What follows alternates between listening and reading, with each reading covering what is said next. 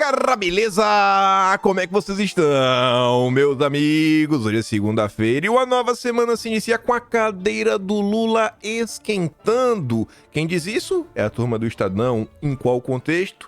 Iremos falar, e ainda no primeiro tema quero trazer informações sobre a Argentina, porque circulou um vídeo interessante de uma TV de lá, onde eles falam do Lula e também falam de alguns líderes da esquerda internacional, no contexto lá das eleições, do que pode acontecer com o país deles.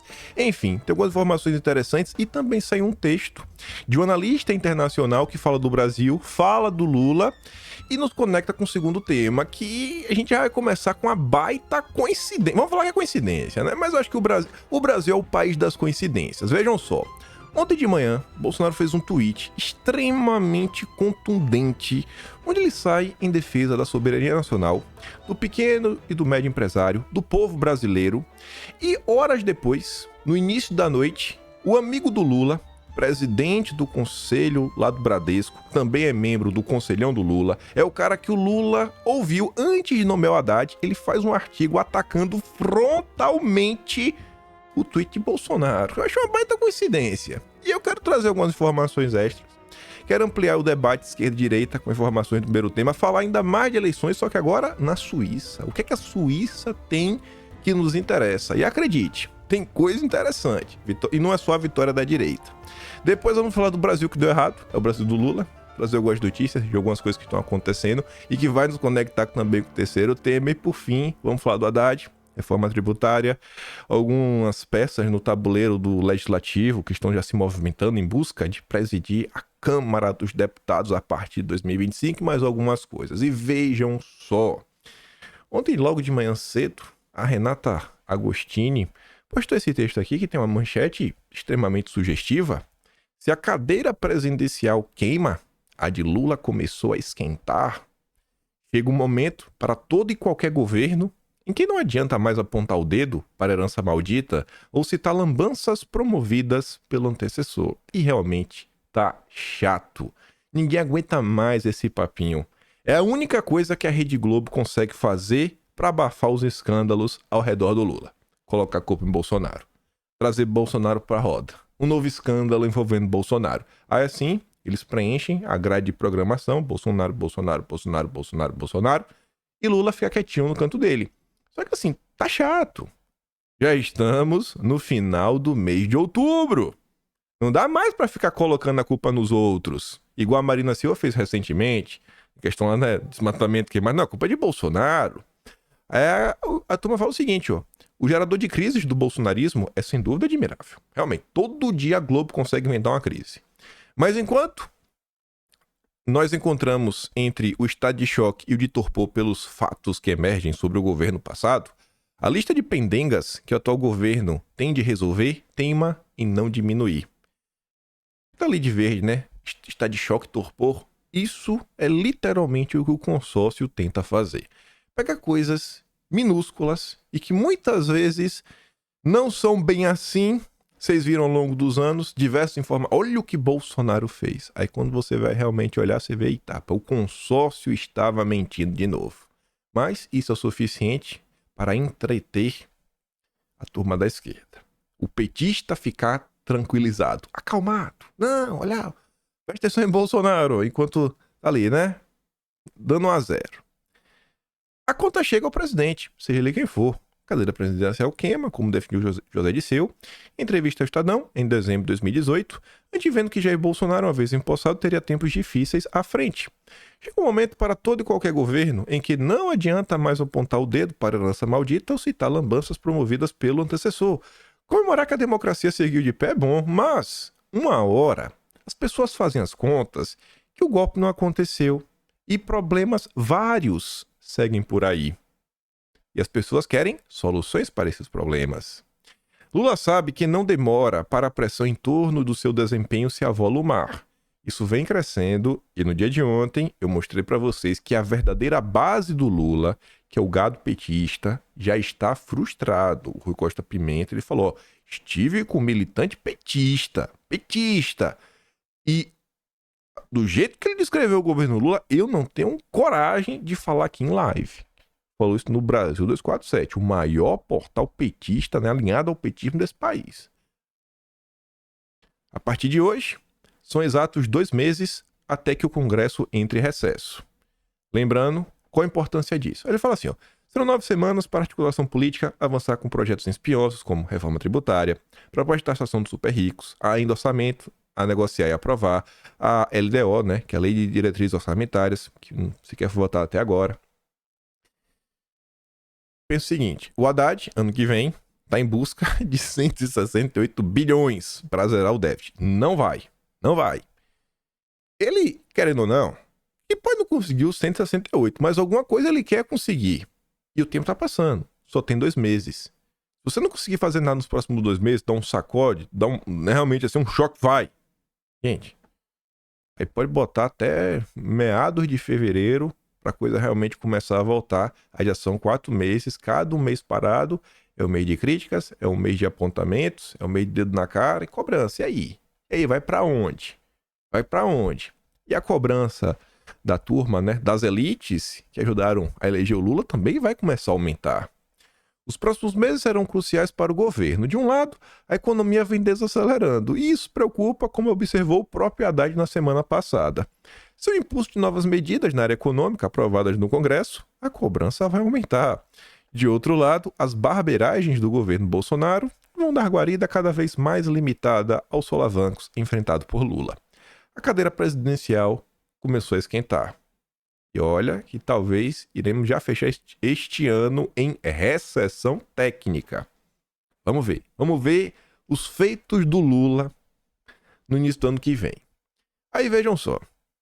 Já pulando aqui para a Argentina, aqui foi o resultado que o pessoal circulou, aqui não é o completo, né? Aqui é com 85,7% das urnas. Está certo.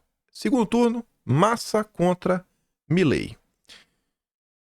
Massa com 36, Milei com 30, a Patrícia, alguma coisa, que é o nome dela, ficou em terceiro. Valeu, Patrícia Burrich. O que falar sobre isso daqui? Primeira coisa engraçada, né? Lembra que nos últimos dias saíram aquelas matérias sobre o tal empréstimo. Simone Tebet, o bilhão, etc, tudo mais. Não sei, só achei muito engraçado tudo que aconteceu e um crescimento do Massa. Outro ponto. Lembra que os aliados do Lula, né, foram lá para a Argentina ajudar o Massa, principalmente com a comunicação. A TV deles até comentou sobre isso. A gente vai chegar lá. Terceiro ponto. A eleição lá na Argentina foi marcada com um recorde de abstenções. As pessoas perderam a fé na política. E esse sentimento a gente também viu no Brasil. Pessoas no Brasil, muitas pessoas não foram votar em 2022. E eu acho que em 2024 a gente tem altas chances disso também acontecer. Acho que isso pode servir, né, de um prelúdio do que esperar em 2024. Então, se serve de aviso para a direita brasileira, temos que ir atrás dos apolíticos. Conversar com os apolíticos. Mostrar que ainda tem chance. Mostrar que existem soluções. Mostrar que nem todos os políticos são iguais. E tudo mais que vocês meio que já sabem. Quarto ponto, antes de passar.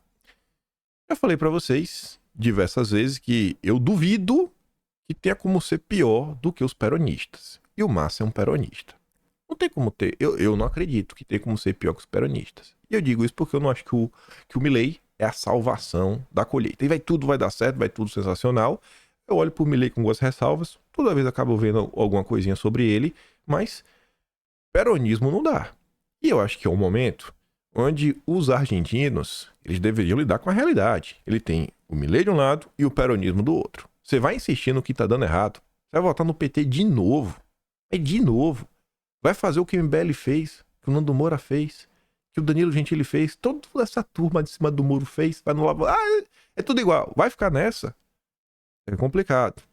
E assim, ainda que eu possa ter qualquer ressalva do Milei, já até passando um pano pra ele, que é o seguinte: se ele vencer, se o Milei vencer, ele não vai ter sequer minoria no Congresso, minoria no Senado, Câmara e Senado. Quando tá vendo os números, gente, ele vai pegar um cenário literalmente igualzinho o que Bolsonaro pegou em 2019. Mas basicamente igual. Então, pode esperar que ele vai ter que dar uma moderada no discurso, ele vai ter que tentar compor. O próprio Paulo Eduardo Martins fala o seguinte, ó, o desastroso Sérgio Massa venceu o primeiro turno. Milei terá que fazer política e agregar a Patrícia Burit a seu eleitorado. Ou faz isso ou perde. Então ele vai ter que fazer isso e uma vez que ele chegue lá, ele vai ter que trabalhar para sem ter, né, braço, sem ter nada, conseguir avançar.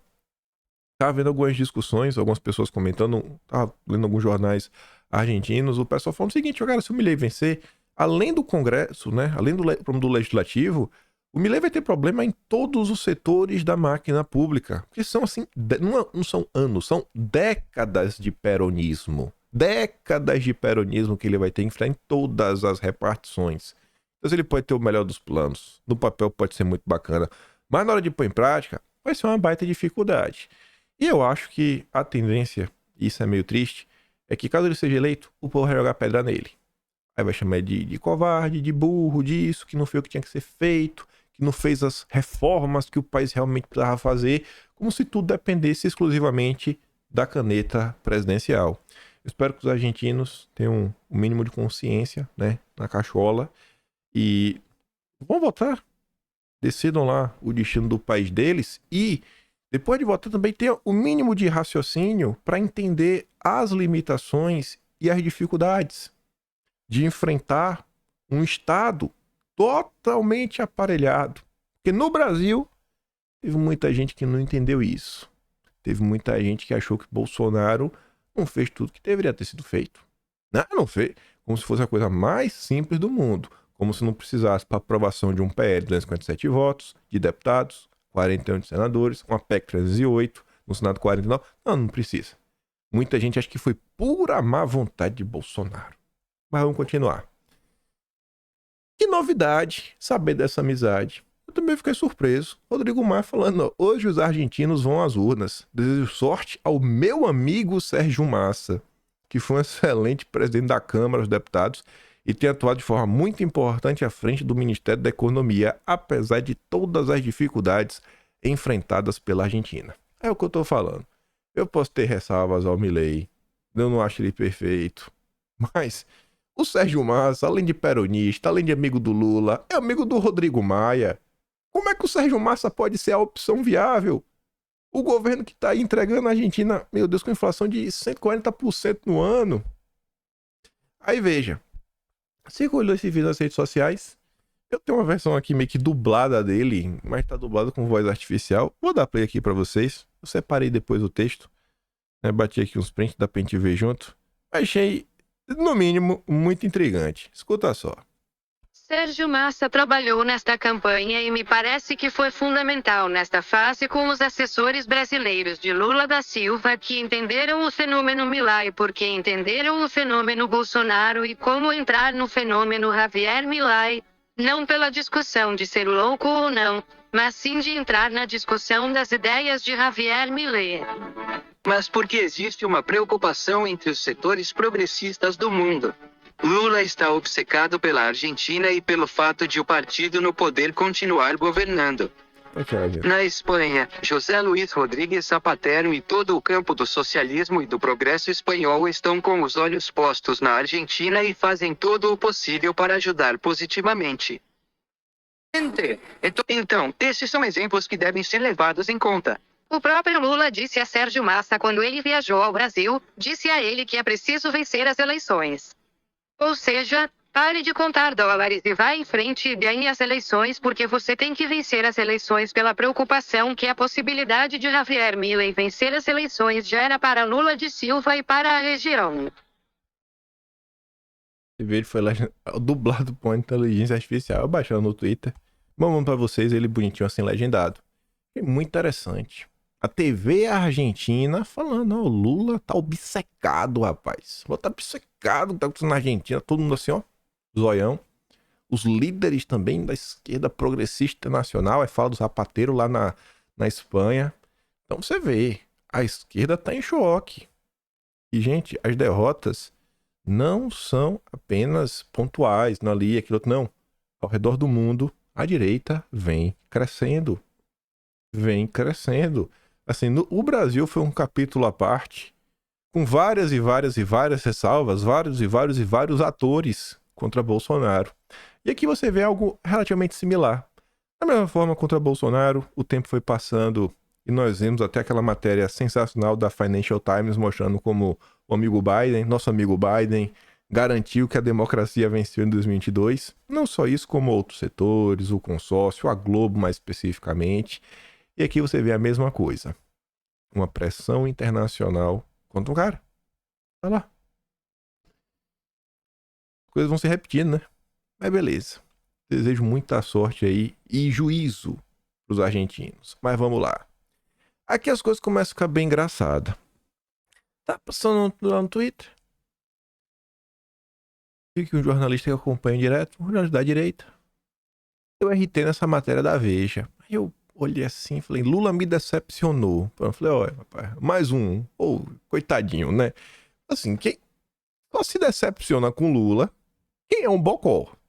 Ou quem é de esquerda? Eu acho que nesse caso deve ser os dois. Mas esse texto é interessante, porque assim, a pessoa não mora no Brasil, então muitas vezes tem uma percepção muito limitada das coisas, porque não tá aqui, não sabe como as coisas são. Se alimenta de notícias, né, do consórcio, então o Lula é quase um santo. Mas enfim, aí eu fui dar uma lida, né, é uma entrevista muito longa, e eu separei algumas perguntinhas, que eu acho que a resposta ninguém melhor para dar do que Bolsonaro. E eu falei pra vocês que isso nos conecta no próximo tema. E preste atenção, olha só. Quem falou que se decepcionou com Lula foi um economista turco, o Daron Acemoglu. Uma das principais referências em estudos sobre desigualdade social, diz que o presidente errou ao permitir que o Comuna, aquele país vermelho, se tornasse influente demais. O cara que fala de desigualdade social, acho que é mais à esquerda. Olha o que ele disse. O que o Brasil e outros emergentes deveriam fazer para enfrentar a crescente influência dos comunas? O país vermelho. E aí, conta. Aí ele fala assim, ó. O Brasil e outras economias emergentes têm papel crucial a desempenhar contra a supremacia não apenas dos comunas, como também dos Estados Unidos. Nações como Brasil, Turquia, Indonésia, Índia, Bangladesh precisam ter uma voz independente quando se trata de direcionar o rumo da tecnologia, inteligência artificial, os impactos do comércio global. Também é crucial abordar questões relacionadas à segurança alimentar e a outros grandes desafios globais. Talvez para você ler isso aqui, falei, nossa, o cara falou várias obviedades, mas gente, falar obviedades hoje e as obviedades serem publicadas na imprensa é de ficar surpreso. Vejam como são as coisas. É um economista famoso internacionalmente, onde ele fala de desigualdades, em especial em desigualdade social, onde fala da situação do futuro de países e os problemas que ele apontam são problemas reais. O cara não tá falando de não, agenda climática, temos que salvar o planeta, temos que salvar a mãe Gaia. Não. Olha só, ele aponta os países que estão em desenvolvimento, países que estão até em grau de similaridade com o Brasil, um país que está em situação muito pior, eu acho que a maioria. Ele fala, ó, esses países têm que ser independentes na hora de direcionar o rumo da tecnologia. O que ele fala com isso? É quando vem o Lula e Haddad falando de quê? Transição ecológica, transição energética. Gente, isso não é o Brasil que está decidindo. O Lula está seguindo ordens. Ordens que vêm lá de fora. Seja do bloco vermelho, comuna, seja do Biden. Inteligência artificial, os impactos do comércio global é o quê? Quando o Brasil começa a implementar um monte de regra, selo verde, a gente comentou ontem, quando começa a obrigar o agronegócio a adotar rastreamento, seguir toda a legislação da diligência europeia para não ser punido. Não, tem que ter independência, tem que ter soberania nacional. Você vai discordar de um cara desse? E ele diz, ó, é crucial abordar questões relacionadas à segurança alimentar. O que é o marco temporal, se não a discussão em torno de segurança alimentar? Você está colocando o país em uma situação de insegurança jurídica. Você tem dinheiro. Se você tivesse dinheiro, acho que a maior parte de nós não temos. Se nós tivéssemos dinheiro, será que a gente ia investir às cegas no Brasil se a gente fosse do agro? Você investindo no lugar e, quem sabe, amanhã, depois, você perde sua terra. Então, olha a quantidade de coisas. São os problemas reais do planeta. O cara tá chamando atenção. E ponto, o Lula frustrou ele. Por quê? Porque o Lula não está lidando com os problemas reais. O Lula rifou a soberania nacional. Aí depois, a turma da Veja pergunta: por que a hegemonia dos comunas, do Biden, o preocupa tanto? Ele fala: ambos os países exercem uma influência poderosa, mas apresentam problemas distintos. A desaceleração da economia vermelha tem implicações significativas à escala global. Os comunas levantam preocupações sérias, pois agem de forma contrária à democracia, reprimindo movimentos democráticos em diversas regiões e usando a tecnologia para o controle autoritário. Não tenho o que discordar. O modelo dos comunas pode ser comparado a alguma experiência do passado. Aí ele fala: a repressão e a falta de liberdade naquele país são comparáveis às dos regimes fascistas do passado. Além disso, eles exportam tecnologias de vigilância, censura, monitoramento para pelo menos 60 países, a maioria dos quais não é democracia. O que mina a sociedade civil, organizações semelhantes, isso cria problemas significativos em todo o mundo, sem sombra de dúvidas, fora a nova Rota da Seda. Em relação ao nosso amigo Biden, o que seria mais alarmante? Ele fala assim, por sua vez, Estados Unidos também desempenha um papel perigoso, já que sua abordagem tecnológica apresenta desafios substanciais. A tendência de empoderar corporações é motivo de preocupação. Tradução: a forma como eles tentam colocar essa agenda ligada à tecnologia, as próprias questões, os próprios questionamentos em torno das big techs, o próprio que eu falei aí da questão de forçar uma agenda de transição ecológica, energética, você forçar isso goela abaixo dos países, isso é um problema. E também o empoderamento das corporações. O que é isso senão dar poder para os oligopólios, para as BlackRock da vida, os grandes trusts que saem, destruindo os pequenos e médios empresários. E o cara fala, esses são os desafios. Aí depois vocês não entendem porque eu passo pano pra esse homem. Foi ontem, acordei, olhando os tweets, eu falei, Jair, só você, Jair, só você pra me animar. A histeria da mídia e da ativistas de outrora, e que hoje se calam enquanto a Amazônia está torrando em chamas, escancara que nunca foi pelo meio ambiente. Tudo sempre foi para imposição de uma agenda global que destruirá os mais pobres e enriquecerá ainda mais os monopólios. O atual Brasil abre mão de sua soberania e se sujeita ainda mais aos interesses das nações mais ricas e poderosas. O cara tá falando, o desafio do Brasil é ser independente. É quem que defende a soberania nacional? Quem que defende o Brasil? Quem que defende os pobres? Fala assim, ó o pobre aqui, olha o monopólio ali, ó. Olha, ó. Vocês estão criando monopólio. Vocês estão acabando com a vida dos pobres. Vocês estão sendo vassalos de interesses internacionais. Olha aí, ó. Países já mostraram que o SG puro acaba com nações e os gigantes sabem disso.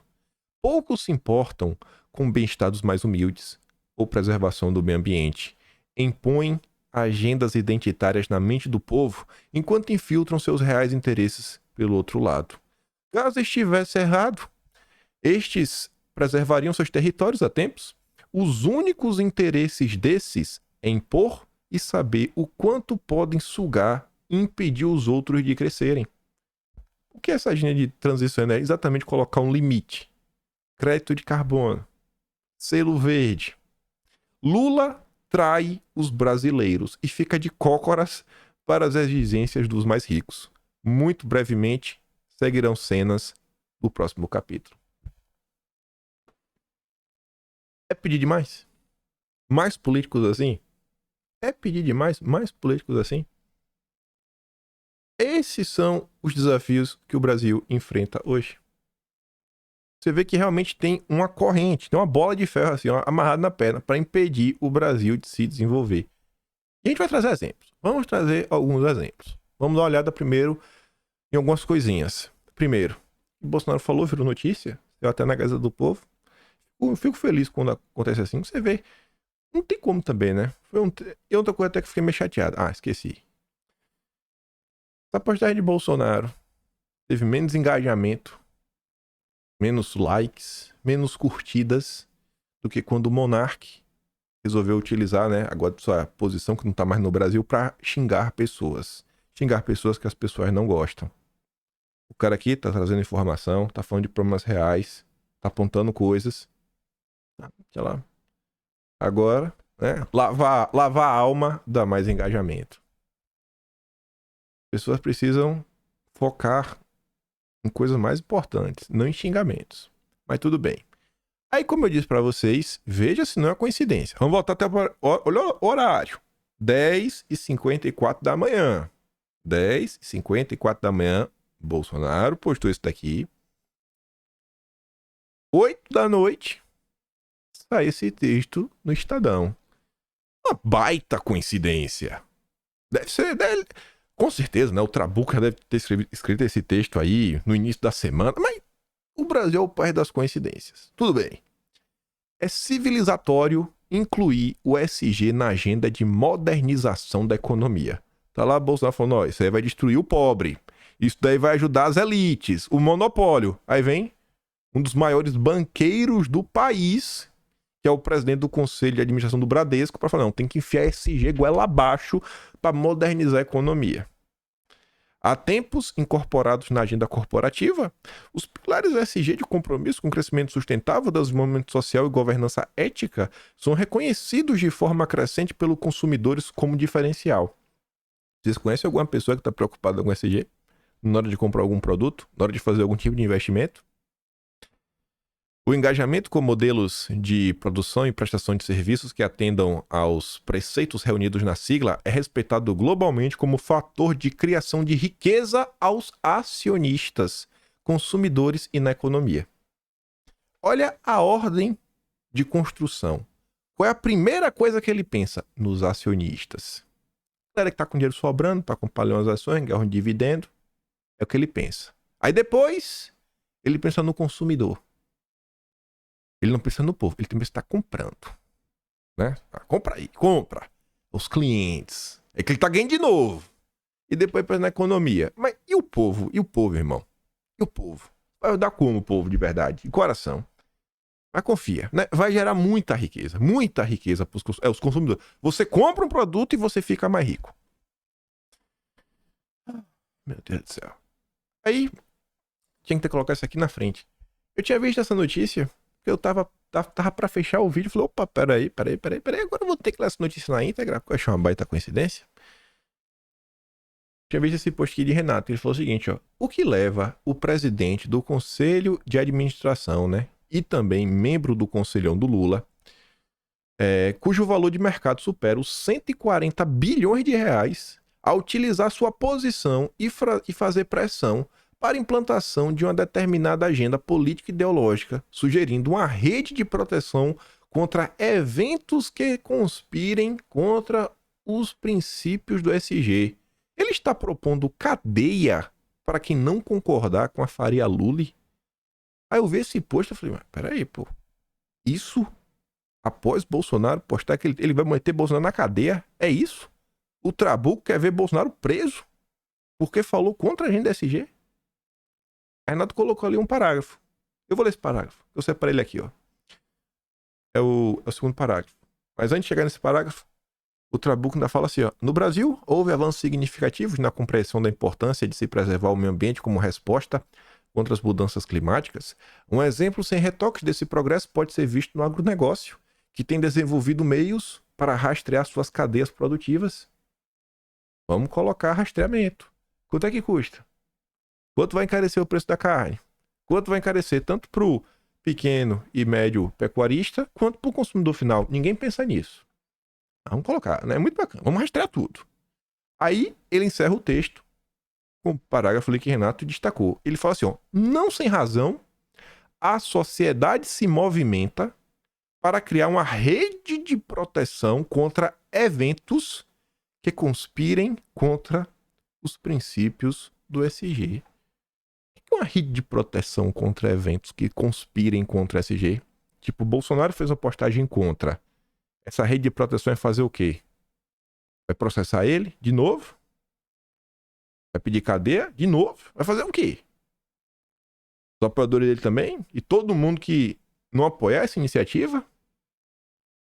Vai aumentar. Se depender do Lula, né, da vontade persecutória dos aliados do Lula, meu Deus do céu. Não dá pra criticar mais nada. É salutar e civilizatório discutirmos e incluirmos essas questões na agenda de modernização e eficiência da economia. Então, para a gente modernizar a economia, melhorar o país, precisamos criar uma rede de proteção contra eventos que conspirem contra os princípios SG. Vai vendo. Aí só para lembrar, acho que foi a introdução, além de ser membro do conselhão do Lula, o Trabuco apareceu no final do ano passado, nessa nota do Guilherme Amado, da Eduardo Giroto, falando assim, ó, o presidente de conselho de banco que Lula ouvirá sobre a Fazenda. O presidente do conselho de administração do Bradesco, Luiz Carlos Trabuco Cap, será ouvido antes da confirmação do ministro da Fazenda. E o que a Haddad vem propondo? Plano de transição ecológica? Taxonomia verde? Separar as empresas do bem versus as empresas do mal? Essa empresa do bem e empresa do mal, teu selo verde, você acha que o Bradesco vai ou não vai ter? Você acha que o Bradesco vai estar no grupo do amor ou no grupo do ódio? Se prepara. Tá vendo aí, né? O que tá no coração. Agora imagina o selo verde. Imagina se você não tiver um selo... Imagina se você criticar o selo verde. A rede de proteção vai vir pra cima de sua empresa, viu? Cuidado. Melhor se despedir da família enquanto é tempo. O Lula e os seus aliados estão com sangue nos olhos. Ontem, naquela postagem de Bolsonaro, eu fiquei passando pra baixo pra ver os comentários. Eu achei esse comentário aqui, ó. Achei muito bom. O cara colocou o símbolo clássico aí da comunada, né? Foi-se o martelo. E tá ali, o verde é o novo vermelho. É exatamente isso. É por onde estão tentando colocar essa agenda de controle. É basicamente crédito social. A diferença é que o crédito social agora eles vão medir em emissão de carbono. Aí, continuando. Ele tá muito preocupado, né? Ah, está muito preocupado. O mundo, salvar o planeta Terra, mãe Gaia. Aí eu tava passando também no Twitter, eu vi uma pequena thread do Vilimigo. Tá ali a notícia, ó. Roraima deve voltar a receber energia da Venezuela em 30 dias. 30 dias vai ter energia da Venezuela. Beleza. Entre aspas, né? Beleza. Aí ele fala assim, ó. Eis que durante um governo petista, voltaremos a financiar a Venezuela através de compra de energia elétrica. Lembro que Roraima é o único estado que não é interligado ao sistema nacional. Sobre o Leão do Tucuruí, que permitirá a Roraima estar ligado ao Sistema Elétrico Nacional, esta matéria é um ótimo resumo. Haverá uma economia de 1 bilhão após o funcionamento dessa infraestrutura. Ele depois fez mais um comentário, onde ele destaca o final da nota, e a gente vai olhar qual é o final dessa nota, e vocês vão entender porque eu trouxe essa nota aqui, que é assim, ó. Leão deve levar energia a Roraima e deve reduzir a conta de luz. E a conta de luz para o Brasil inteiro, porque no final do dia é rateado. Eles estão queimando óleo diesel lá. A gente podia estar tendo todo mundo energia elétrica, que tem para todo mundo, mas a turma da Marina não deixa. É sempre assim. A nota falava o seguinte. A conexão de Boa Vista e demais localidades indicadas acima deverá possibilitar redução de cerca de 96% das despesas com combustível quando ocorrer a interligação. Restará ainda o consumo de sistemas isolados em outras regiões menores no estado. Segundo a TR, a segunda maior fonte de despesas, os contratos de potência e energia seguem ritmo próprio de redução conforme a vigência dos acordos firmados.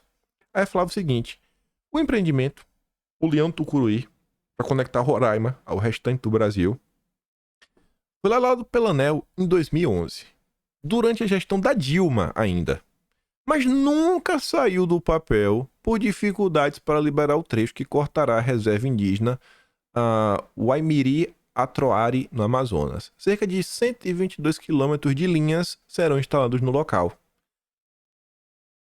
Anteontem, a gente comentou sobre o veto do marco temporal. E o que estava lá? O Lula vetando que, não tem esse negócio de poder, passar a linha de transmissão, coisas que são de interesse público. Não pode. Não pode. É pra gente conseguir seguir nesse estágio aqui, ó. Um estado de segurança jurídica, um estado onde colocam freios pro desenvolvimento nacional. É o que Bolsonaro falou. Nunca foi pelo meio ambiente, nunca foi pelo povo. Sempre foi por poder, controle e formação de monopólio. A obra foi parada na justiça, com os indígenas exigindo compensações socioambientais por causa do impacto que o linhão teria na floresta, um baita impacto.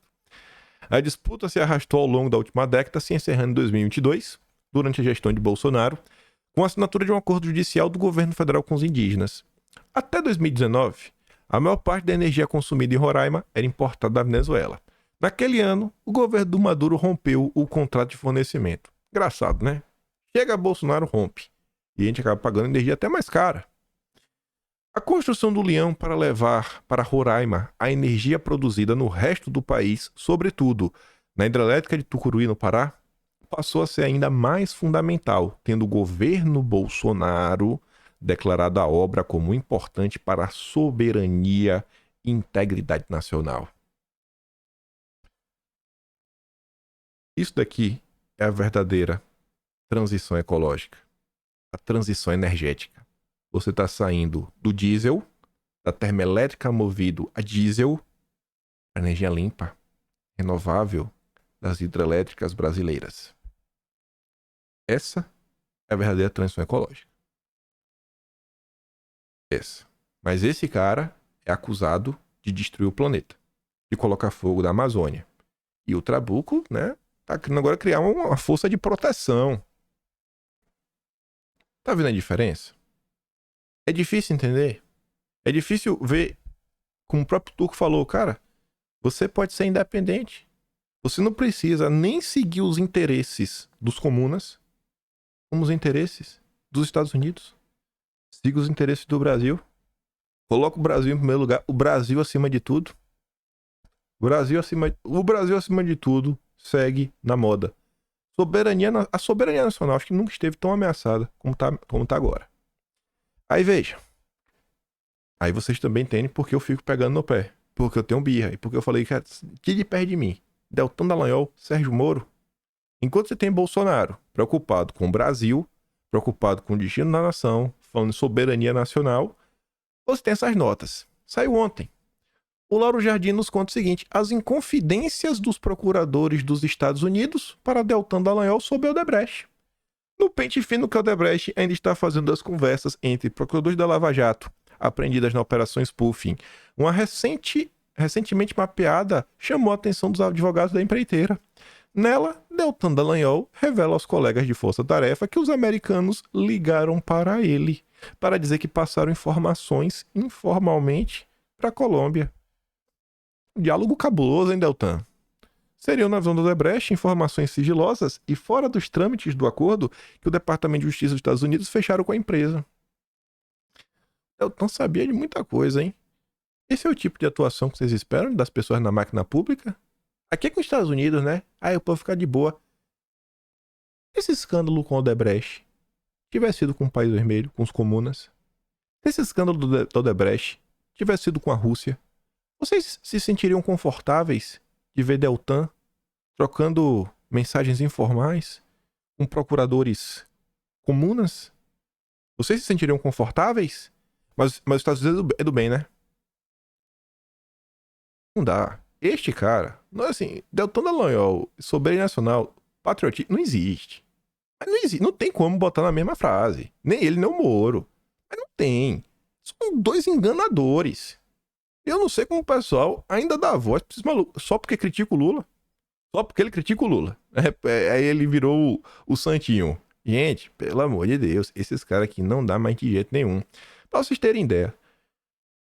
Não vou nem falar da Odebrecht. Vou falar da Petrobras. A Petrobras era a empresa com maior conhecimento em perfuração em águas profundas.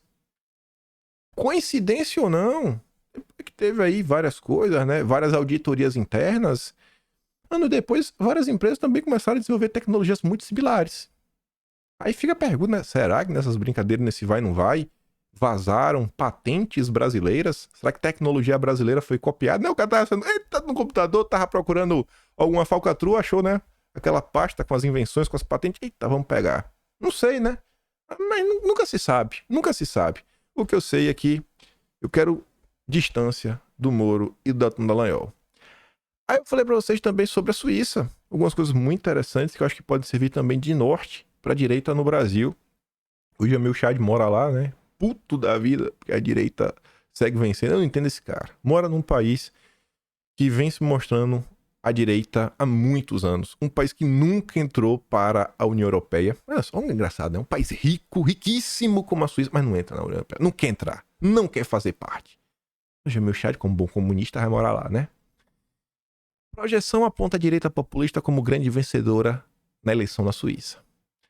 Projeções apontam que a direita populista venceu as eleições gerais na Suíça neste domingo, ampliando sua influência política no país. De acordo com os dados, o partido DC somou 29% dos votos para o parlamento da Suíça. Isso representa um aumento de 3,3 pontos percentuais na comparação ao resultado obtido pelo partido em 2019. Com o resultado, a legenda conquistou 61 cadeiras no parlamento, 8 a mais que 2019. O DC é conhecido por suas posições contra a imigração e contra qualquer debate sobre a adesão da Suíça à União Europeia. O que seria esses debates se não soberania nacional? Soberania nacional. Outro dia eu estava lendo um comentário, né?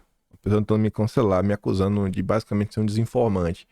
Falando o seguinte, ele quer que o Lula rompa com o Ocidente, mas não fala nada das ditaduras. Eu falei, pronto, agora eu não falo mais das ditaduras. A Suíça, que é a Suíça, não quer fazer parte da União Europeia. Por que o Brasil tem que assinar o acordo do Mercosul-União Europeia?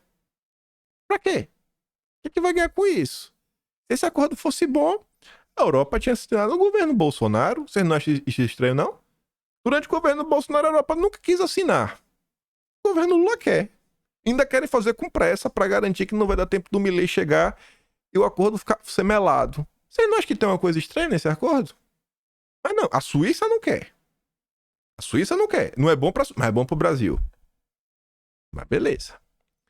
Ao declarar sua vitória, o UDC afirmou que as urnas revelam que a população está farta dessa política migratória e também de energia. Porque lá, essas iniciativas verdes realmente estão causando problemas. O Brasil ainda não está vivendo, gente, este problema. As pessoas ainda não entenderam a magnitude e a dimensão das coisas. Isso até em termos culturais. Eu tenho um amigo que morava aqui comigo, sem brincadeira. Ele me falou, cara, ele é do Sul. Piá, fiz um churrasco aqui em casa. O gaúcho fala isso, né? Piá. Tu acredita que meu vizinho veio reclamar? Queria quase brigar comigo. Porque eu tava dando carvão, não pôs a carvão, porque carvão é fumaça, isso, aquilo. Não é que o cheiro tava incomodando ele, não, é porque era o carvão. Tem que usar a churrasqueira elétrica. É o nível que as coisas estão. Lá não tem hidrelétricas como é no Brasil. Lá qualquer variação, petróleo, etc., preço do gás, impacta, mas impacta com força as contas de energia. Conhecido na parte francesa da Suíça como União Democrática do Centro ou Partido do Povo Suíço, do lado alemão, o grupo focou sua campanha em 2 temas principais: questão migratória e inflação gerada pela alta, principalmente dos preços de energia. De acordo com as projeções, o segundo lugar foi com o Partido Socialista, que teria somado 17,4% dos pontos, e os grandes perdedores foram os ecologistas, Partido Verde. Perdeu 4 pontos percentuais na comparação com a eleição de 2019. Aí eu fui atrás de mais informações. O que fez a matéria ainda mais bacana foi o The Guardian. Os resultados projetados mostram que o SVP, de direita, obtém ganhos nas eleições federais suíças. Aqui a sigla do partido tá diferente, né? Mas é o mesmo partido, porque a sigla tá em inglês ou no idioma deles. Eu falo o seguinte: o populista Partido Popular Suíço, de direita, estava preparado para reforçar ainda mais sua posição com a maior força política no parlamento, sugeriu uma projeção inicial, à medida que os eleitores pareciam apoiar a posição linha dura do partido contra a migração em massa e o que chamavam de loucura woke. A direita na Suíça abraçou uma agenda anti-ESG, anti-ambientalismo maluco e anti-woke, e ganhou a população dessa forma. As campanhas do partido também procuraram minar, né, as batalhas culturais com a promessa de enfrentar a cultura do cancelamento, combater também o que descreveu como a cultura woke, né, o loucura woke. A abordagem foi capturada pela ala jovem em uma postagem recente nas redes sociais, contando lá alguns grupos, né, galera da diversidade, antifas, ativistas climáticos vão todos votar. Nas urnas, eles poderiam arruinar a Suíça e a nossa sociedade. Não vamos deixá-lo. Olha como eles tentaram endereçar a questão da abstinência das eleições, que foi um problema na Argentina, que foi um problema no Brasil. Se você não for votar, o comuna vai voltar, a comunada vai voltar. Então sai do sofá, deixa de preguiça. O SVP, que é fortemente anti-União Europeia, também apelou à Suíça para reforçar seu compromisso com a neutralidade, em linha com sua opinião de que o país foi longe demais a igualar as sanções da União Europeia à Rússia após a invasão. Thomas Aesch, chefe do grupo parlamentar do SVP, disse à agência de notícias AFP que o SVP quer boas relações com a União Europeia, mas o que não queremos é um acordo onde a Suíça tem que fazer o que a União Europeia diz. Não, a gente quer ser amigo de vocês, vamos ficar na boa, mas no final do dia, nós tomamos as nossas decisões. Nós somos um país soberano. Acho que a Suíça é um país que acho que não tem uma pessoa que quando pensa na Suíça consegue pensar em pobreza, né? A Suíça em relação ao quê? Aí vem os relógios suíços. Aquela marca de chocolate, né? Lindt. É assim que se pronuncia.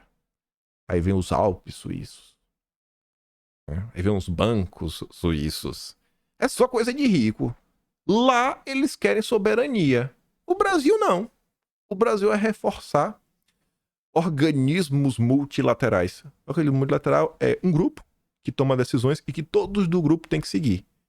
Essa é a lenda do Lula. Vamos ser vassalo da ONU, vamos ser vassalo do Biden, vamos ser vassalos do BRICS. É tudo vassalagem. Na Suíça, não. Aqui, a gente decide, viu? Vocês podem ser nossos amigos. No que diz respeito às alterações climáticas, o governo e o parlamento vão tirar o pé do acelerador. Sai de perto de mim, irmão. Mas sai de perto de mim. A Suíça, um dos países mais ricos eu acho que é a maior renda per capita do mundo. Eu acho que é a Suíça. Posso estar enganando, mas acho que se não for é uma das maiores. Muito dinheiro que o povo ganha lá, mas é muito dinheiro. Um dos países mais ricos do mundo vai tirar o pé do acelerador. Aí agora o Brasil, que o brasileiro não tem esgoto em casa, o Lula tá querendo incentivar ônibus elétrico. Não tem ônibus. A solução deveria ser comprar mais ônibus. Não, é comprar ônibus elétrico. Que é mais caro que o ônibus normal, né? Pelo amor de Deus. É investir nos cataventos. É fazer... Nossa, velho. Isso é de doer. Aí você entende por que a Suíça é a Suíça e por que o Brasil é o Brasil. No que diz respeito a tirar o pé do acelerador, o forte resultado previsto para a SVP sugeriu que as preocupações com a imigração, né, podem ter superado os receios com a iminente crise climática. Óbvio, né? A população é muito mais preocupada com isso. 4 anos atrás, as pessoas eram um pouco mais idealistas, progressistas, o que explicava porque os verdes se saíram bem. Mas agora, as pessoas estão mais preocupadas com a segurança. E quando eu falo segurança, é criminalidade. E são mais conservadoras, novamente. O SVP teve um bom desempenho porque levantou receios sobre o wokeismo e também consultou novamente na migração. Matéria meio que vai estar se repetindo ao longo dela, né? Aí sobre esses problemas que ele trouxe, lá de lá, né, meio ambiente, criminalidade, tudo mais, vamos olhar aqui no Brasil de Lula, né? O Brasil que deu errado. Pantanal. Incêndio ameaça paraíso das onças pintadas. Fogo já queimou 260 mil hectares em outubro. E aí? Cadê o Trabuco? Cadê o Trabuco do Bradesco? Cadê o Trabuco? Cadê tua rede de proteção, Trabuco? Vem aqui. Vem apagar o fogo do Lula. Outra. Não é a mesma notícia, não.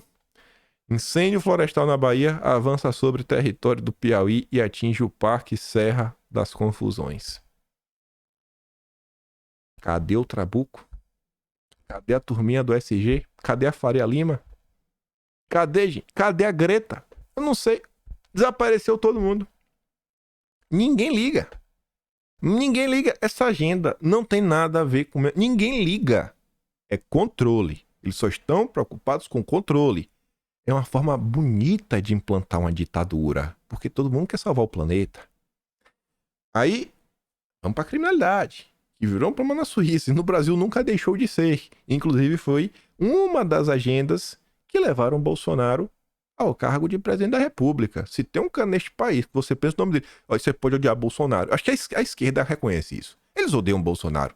Mas nenhum deles nega que Bolsonaro quer arrepiar pra cima de quem apronta, né? Arrepiar. Tem até aquele jargão clássico, né? Bom é daquele jeito. Debaixo da terra. 7 palmos, nem terra de cabeça pra baixo. Que se acordar, continuar cavando. Vai chegar no quinto dos infernos. Mas tá ali, ó. Criminalidade faz o Brasil passar vergonha com a embaixada dos Estados Unidos. É, né? A embaixada emitiu um alerta recentemente sobre violência no Rio e no resto do país aos norte-americanos que se aventuraram por aqui. Abre aspas. Conforme detalhado, há altas taxas de criminalidade em muitos dos centros urbanos do Brasil. O consulado americano incentiva todos os viajantes no Rio a estarem sempre atentos ao que está ao seu redor e a seus pertences e evitar dispositivos móveis como smartphone, tablet, smartwatch, etc., visíveis em público, diz o comunicado. O Brasil é um país lindo, com praias belíssimas. Eu percebi isso assim, que no Brasil, falou em praia, você pensa, pô, é areia e água. Gente, isso não é normal no mundo inteiro, não, gente. Tem praia, muita praia do mundo que não tem areia e água. É um monte de pedra. Ou quando tem água, é uma água suja que não dá pra tomar banho, água fria, igual do Brasil. Não tem. É assim, o Brasil é abençoado por Deus. Mas como é que você explora o turismo brasileiro desse jeito? Sem infraestrutura. E sem segurança. É o Brasil do Lula. Policiais rodoviários federais se queixam de tratamento por parte do governo. Para integrantes da PRF, o Ministério não defende a corporação e generalizam episódios controversos. Eles inclusive mostram, essa notícia traz uma taxa de óbitos, mostrando, eu nem coloquei aqui, a taxa de óbito da PRF é menos de 0,2 por, acho que 100 mil. Quando você compara com as outras polícias, é acima de 2. Ou seja, é mais de 10 vezes menos. A PRF é 10 vezes menos letais. Polícia Civil, PMS e tudo mais. Aí diz, né, integrantes afirmam que é uma tentativa de atribuir à corporação a peste de violência a partir de episódios isolados. Os policiais argumentam ainda que não há esforço do Ministério da Justiça de defender a corporação. Tu acha que um cara desse trabalha motivado? Tu acha que um cara desse sequer quer trabalhar? Depois não sabe, né? Porque o banditismo tá crescendo. Planalto... aí cá. Essa notícia me trouxe esses dias. Aí eu falei, ó, gente, olha que engraçado. Quem poderia imaginar, né? Como é que o PT acha que as decisões do judiciário não iriam cair em seu colo, sendo que são todas agendas que os petistas defendem nas redes sociais. Outubro de 2022. Já estavam gritando sem anistia, sem anistia, sem anistia, sem... Sabe, aquele negócio assim, raivoso. Ele deve saber disso. Eles ficaram. E promove confusão, e promove revanche, e promove vingança, e vai. Aí o judiciário coloca várias coisas, várias medidas, cai no colo de quem? Do PT. Não adianta, cai no colo da esquerda. Aí tinha sido essa notícia, né? Planalto vê desgaste do Lula com pauta de costumes no judiciário e age para tentar mudar a agenda. Mas isso não vai mudar. Com isso aqui em mente, que o Lula tá com medo. Esse caso do dia 8 é triste, né? Vocês estão acompanhando. Cada história parece ser mais triste do que a outra. Ou pelo menos tão triste quanto a outra. Porque são casos literalmente de pessoas comuns. Esse caso aqui não é uma exceção. É meio que o padrão.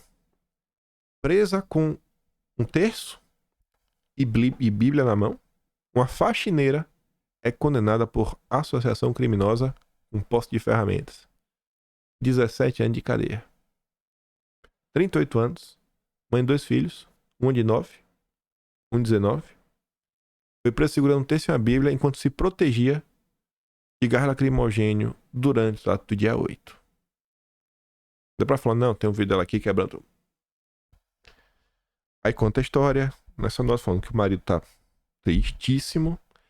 A filha tá sempre chorando, de 9. Ela falou, pô, eu trabalhava mais pra colocar ela na escola privada, porque via o que estava acontecendo, doutrinação. Na escola privada tem um pouquinho mais de cuidado para a proteção de minha filha. Sabe com as pessoas, 17 anos, ela fala, nossa, eu não tirei a vida de ninguém, olha como eu estou sendo punida.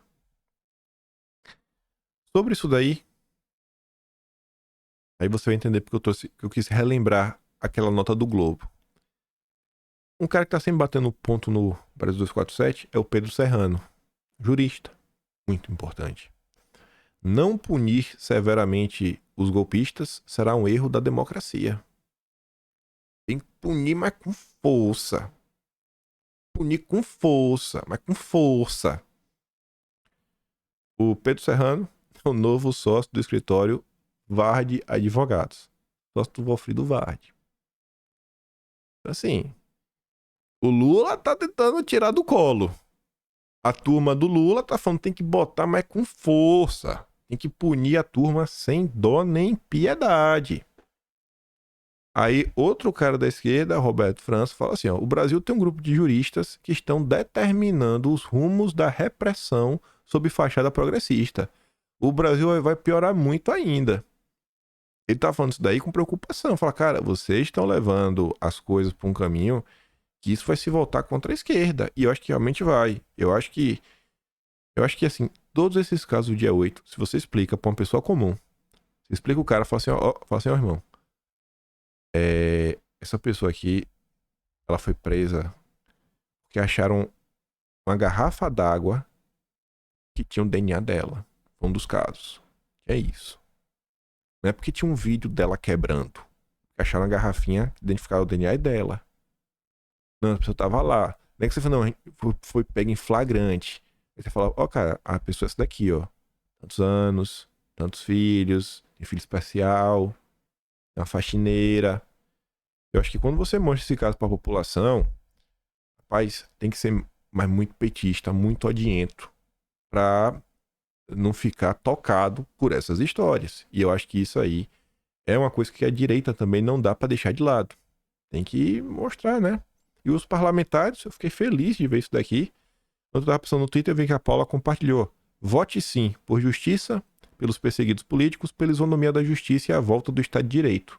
É um projeto de lei, número 5064, que concede anistia aos acusados e condenados pelos crimes definidos nos artigos né, de 7 de dezembro, em razão das manifestações ocorridas em Brasília na Praça dos Três Poderes no dia 8 de janeiro. E a turma votando, o Sim tá ganhando. O Sim tá ganhando. Vou mandar um link pra vocês no Telegram. Se tiver um tempinho, não vai demorar muito. Vote, gente. Vote, que isso daqui é importante. Vote. Não deixa a turma do Lula ter esse gostinho, não. As pessoas realmente precisam de ajuda. Aí, eu volto para mais alguns pontos. Do Brasil do Lula. Comentamos ontem sobre a turma da GM que foi demitida por telegrama. Aí o sindicato tinha chamado a reunião, né? Para ontem de manhã. Qual foi o resultado da reunião? Metalúrgicos da GM aprovam greve em 3 fábricas de São Paulo após demissões. Paralisação começa nesta segunda para tentar reverter cortes feitos por telegrama. A Amazônia Azul fala assim, né? Peraí. A empresa demite por estar enfrentando uma crise e falta de pedidos. Aí o sindicalista faz uma greve que vai afundar ainda mais a empresa, que pode demitir mais ou ainda fechar. A inteligência de um sindicalista é tão limitada que a única função neste mundo que serviu para ele foi ser sindicalista. É dureza, viu? Você fala assim, cara, como... Tem como dar certo? É difícil. Tem como dar certo. Nem lembrei que tava na sequência. Tem como dar certo. Sabe aquela história do copo meio cheio, meio vazio? O Lula é um profundo conhecedor dessa história. E ele, para fazer que a população pare de enxergar o copo meio vazio e comece a enxergar o copo meio cheio, trouxe, escolhido a dedo, Marcinho Pokémon pro IBGE. A gente vê que o Brasil enfrenta a pobreza. A pobreza é um problema no Brasil. A Elisa colocou essa notícia aqui do SBT News que fala assim, ó. Governo adota um novo índice para medir a pobreza. Vamos fazer um novo índice, né? A gente vai medir agora com um novo índice. O Índice de Desenvolvimento Social, o IDS, revelará dados mais precisos que o Índice de Desenvolvimento Humano. Aí a Elisa fala, tá. Um novo índice para medir a pobreza. com a mágica do Pokémon, já já Lula aparece dizendo que ele diminuiu a pobreza no Brasil. Chama lá o Marcinho Pokémon. Marcinho, dá um jeito aí. Muda os dados, muda, faz uma pesquisa nova, daquelas, petista, gostosa. Na nossa pesquisa, tem nome bonito, né? Índice de Desenvolvimento Social.